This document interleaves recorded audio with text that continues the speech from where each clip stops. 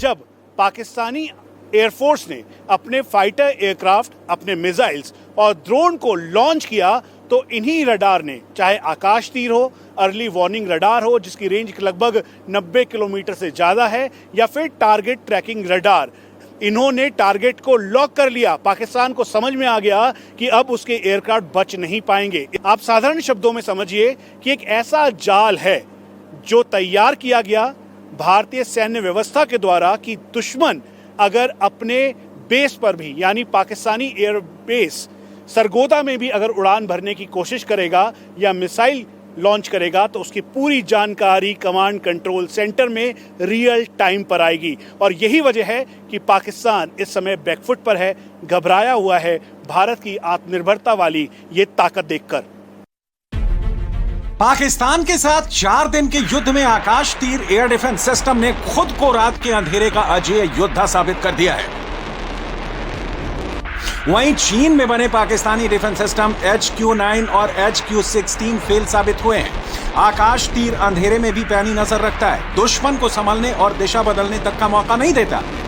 आकाश तीर air defence system low level air space की निगरानी करता है, साथ ही ग्राउंड पर तैनात एयर डिफेंस वेपन सिस्टम को कंट्रोल करता है। इसके अलावा रियल टाइम में हवाई खतरों का पता लगाता है, उन खतरों को ट्रैक करता है और फिर उसे हवा में ही नष्ट कर देता है। आकाश तीर डिफेंस सिस्टम की सबसे बड़ी खासियत इसका अलग अलग मशीनों के साथ काम करना है। आकाश तीर सिस्टम एक ही समय में surface to air missile, spider system, स्वदेशी रेडार नेटवर्क रोहिणी और आरुद्रा के साथ कनेक्ट हो जाता है। ये सभी सिस्टम टारगेट की जानकारी इंटरसेप्ट यूनिट को देते हैं। पाकिस्तान के खिलाफ इस बार आकाश तीर को लो लेवल सरफेस की सुरक्षा के लिए ZU-23 तोप के साथ कनेक्ट किया गया। रूस में बनी यह तोप 1600 से 2400 राउंड प्रति मिनट फायर करती है। 2 से 2.5 किलोमीटर की रेंज में आने वाले किसी भी टारगेट को छलनी कर देती है। भारतीय सेना ने एयर डिफेंस की ऐसी दीवार तैयार की जिसकी वजह से पाकिस्तानी ड्रोन, मिसाइल बिल्कुल ध्वस्त हो गए। और इसीलिए हमने तय किया कि भारतीय सेना से परमिशन लेकर हम आपको भारतीय सेना के एयर डिफेंस वाली ताकत दिखाएं। और ये देखिए ZU-23, जिसको अब पूरी तरह से ड्रिल के तौर पर तैयार किया जा रहा है।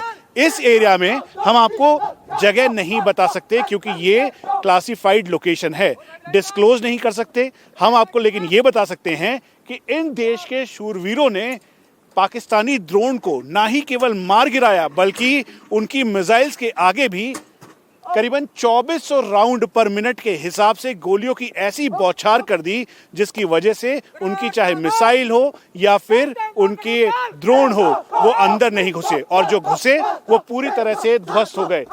इस बार LOC से पंजाब के इंटरनेशनल बॉर्डर तक पाकिस्तान ने स्वयं ड्रोन भेजे। आकाश तीर ने जैसे ही कमांड सेंटर को इसकी इमेज भेजी, ZU-23 तोप ने उन्हें चंद मिनटों में मार गिराया। हमें बहुत चंद सेकंडों की इंफॉर्मेशन मिलती है कि ये आपके ऊपर हवाई हमला आने वाला है, एनिमी के ड्रोन्स आने वाले हैं, एनिमी के मिसाइल्स आने वाले हैं या एयरक्राफ्ट आने वाले हैं। आकाश तीर जो हमारा कमांड एंड कंट्रोल्स का बैकबोन है, उसने हमारी इसमें बहुत मदद की है। हमें रियल टाइम डेटा पास हुआ है जिसकी वजह से हमने जू गन फायर करके हमारे एनिमी के कोई भी एरियल थ्रेट हो उसको मार गिराया है। जू गन की रेट ऑफ फायर 1600 से 2400 राउंड तक है। इसके फायर से एक वॉल ऑफ डेटरेंस क्रिएट होता है ताकि एनिमी का कोई भी एरियल थ्रेट हो वो हमारे AOR में आ ना पाए।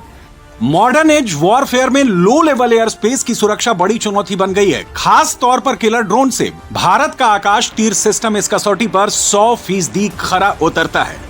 आकाश तीर को स्वीडन में बनी L-70 तोप से इंटीग्रेट करने के बाद पाकिस्तान के खिलाफ सुरक्षा में ये बहुत अहम वेपन साबित हुए हैं। L-70 तोप 1 मिनट में 300 राउंड फायर करती है और 3 से 4 किलोमीटर तक टारगेट को तबाह कर देती है। अब इसे हाई रेजोल्यूशन सेंसर कैमरे और रेडार से अपग्रेड किया गया है, जिससे रात में इसकी मारक क्षमता बहुत बढ़ गई है।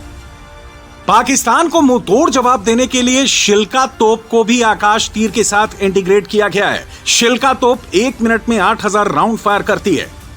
इंडिया टीवी परमिशन के साथ पहुंचा है आर्मी की उस लोकेशन पे जो कि डिस्क्लोज नहीं की जा सकती, लेकिन हम आपको बता दें कि हमारी रेंज में पाकिस्तान है।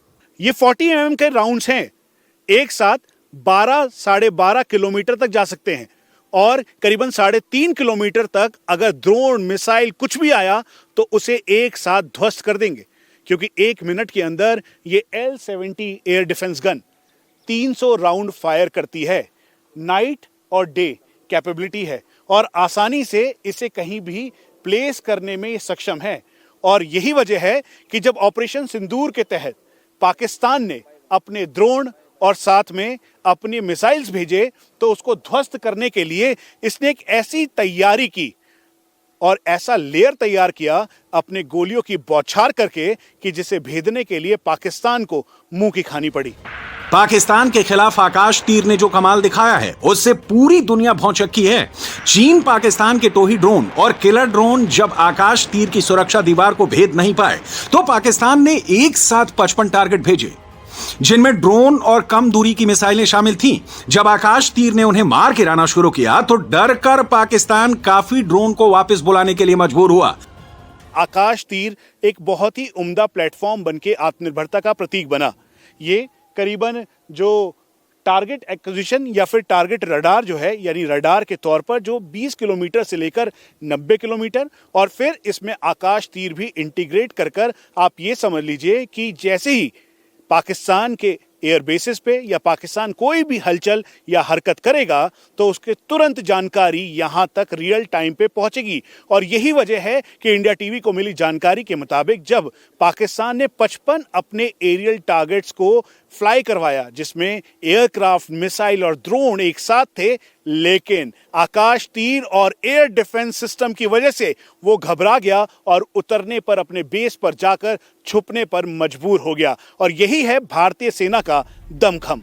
आकाश तीर की सफलता की वजह इसमें लगी स्वदेशी तकनीक है। आकाश तीर एयर डिफेंस सिस्टम इसरो के सैटेलाइट पर चलता है, जो अपना देसी उपग्रह है।